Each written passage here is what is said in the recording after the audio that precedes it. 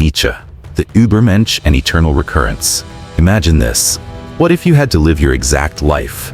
Every choice, every mistake, every joy, and every pain, over and over again for all eternity.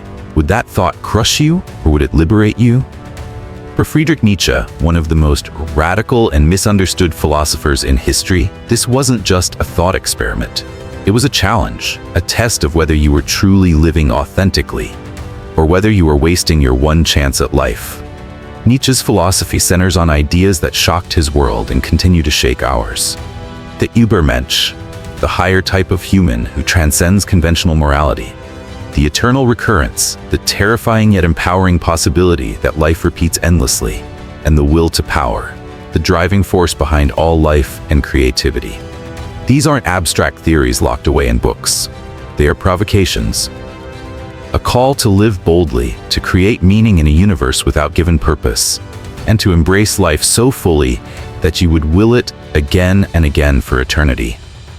Let's dive into Nietzsche's world, explore the Übermensch and eternal recurrence, and discover what it means to live authentically in a world without absolutes. Nietzsche's context: philosophy in an age of collapse. Friedrich Nietzsche lived in the 19th century, a time of massive upheaval. Science was challenging religion. Darwin's theory of evolution was reshaping humanity's self-image, and the rise of secularism was shaking the foundations of European society. Nietzsche declared, "God is dead." But contrary to popular misunderstanding, this wasn't a celebration of atheism. It was a diagnosis. The old foundations of morality, meaning, and truth were collapsing, and humanity had not yet found anything strong enough to replace them. For Nietzsche, this death of God created a crisis. Without divine authority, how could people find meaning? Many would cling to outdated morals or surrender to nihilism, the belief that life is meaningless. Nietzsche saw both as failures. His philosophy aimed at overcoming this collapse by creating new values, rooted not in divine command, but in life itself. This is where the ideas of the will to power, the Übermensch, and the eternal recurrence emerge, as responses to the problem of nihilism, the will to power, the driving force of life. Nietzsche believed that at the core of all beings lies the will to power, not merely a desire to survive, but a fundamental drive to grow, expand, assert, and create. For him, life is not about preservation alone. Plants stretch toward the sun, animals compete for dominance, humans pursue achievement, knowledge, and expression. All of this is will to power, the desire to shape, to overcome, to become more. This idea is crucial for understanding Nietzsche's philosophy. The will to power is not about domination over others in a crude sense. It is about the inner force that pushes life to overcome obstacles, to transform weakness into strength, and to create out of chaos. For Nietzsche, the most authentic way to live is to embrace this force, to affirm life not as passive existence, but as active becoming. And that leads to the figure of the Übermensch. The Übermensch, beyond good and evil. The word Übermensch literally means overman or beyond man. Nietzsche presents this figure in Thus Spoke Zarathustra as an ideal, not a biological evolution, but a spiritual and cultural transformation. The Übermensch is the one who overcomes the collapse of old values and creates new ones. While ordinary people cling to herd morality, rules handed down by society, religion, or tradition, the Übermensch lives authentically, shaping their own values through strength, creativity, and courage. This doesn't mean selfishness or cruelty. It means living beyond simplistic categories of good and evil, which Nietzsche saw as tools of control. Instead, the Übermensch affirms life in its fullness, the joy and the suffering, the triumphs and the failures, the beauty and the terror. The Übermensch is not an endpoint, but a challenge. Can you become the creator of your own values? Can you live without the crutches of absolute morality and face existence with radical honesty? Eternal recurrence, the ultimate test of life. Now comes Nietzsche's most haunting idea, the eternal recurrence. He asks us to imagine that a demon whispers in your ear, "This life, as you live it now, you will have to live once more and countless times more. Every pain, every joy, every thought, and every sigh will return to you in the same sequence for eternity." How would you respond? For Nietzsche, this thought experiment is the ultimate test of your life. If the idea crushes you, it means you are living in ways you secretly regret. If it empowers you, if you could embrace your life so fully that you would live it again and again, then you are truly affirming existence.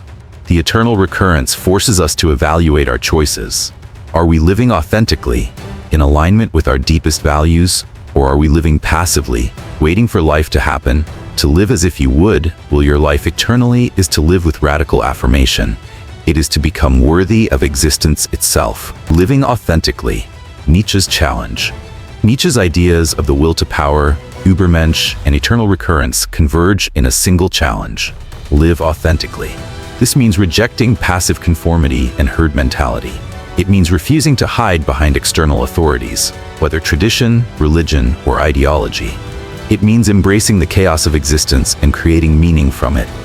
To live authentically is to take responsibility for your life as a work of art, to shape it with intention, to turn suffering into strength, limitation into creativity, and fleeting moments into eternal affirmations. For Nietzsche, the authentic life is not easy. It requires courage to stand apart, strength to endure suffering, and creativity to invent new values. But it is the only way to avoid nihilism and to become fully alive. Misunderstandings and misuses. Nietzsche's philosophy has often been misunderstood and misused. The concept of the Übermensch, for instance, was twisted by fascists into a doctrine of racial superiority, something Nietzsche himself would have despised, as he opposed nationalism and anti-Semitism. The will to power has been misread as mere domination, when in reality Nietzsche emphasized inner growth and creativity. And the eternal recurrence has been dismissed as a literal cosmological theory, when Nietzsche's main intent was ethical and existential, a test of how we value our lives. To truly grasp Nietzsche, one must see his philosophy not as a rigid system but as a challenge. His words are meant to provoke, to unsettle, to awaken. They are calls to action, not dogmas. Why Nietzsche still matters today. In a world of mass media, consumerism, and social conformity, Nietzsche's message feels more relevant than ever. We live in an age where people often seek validation from external sources, likes, followers, trends. Nietzsche would ask, are you living authentically, or are you just part of the herd? We also live in a time of uncertainty where old structures of meaning, political, religious, cultural, are constantly shifting. Nietzsche challenges us. Will you collapse into nihilism, or will you create meaning? And in a culture of extremes, workaholism, overindulgence, ideological polarization, Nietzsche's eternal recurrence reminds us to evaluate our choices. Are they choices you would affirm eternally? Nietzsche's philosophy is not comfortable, but it is liberating. It calls us to live lives of courage, creativity, and authenticity, to embrace existence in its entirety. So what would you say if the demon appeared tonight, whispering that you must live your life exactly as it is for eternity? Would you despair, or would you shout back, yes, I want it, I will it, again and again? For Nietzsche, that is the true measure of a life well lived.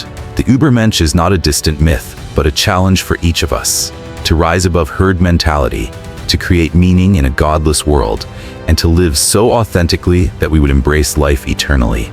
In the end, Nietzsche's philosophy is not about despair, but about affirmation. Not about nihilism, but about creation. Not about submission, but about power. The power to shape your own existence. The question is, will you accept that challenge? If you found value in exploring Nietzsche's ideas today, let us know your thoughts in the comments. And don't forget to like and subscribe for more deep dives into the world of philosophy.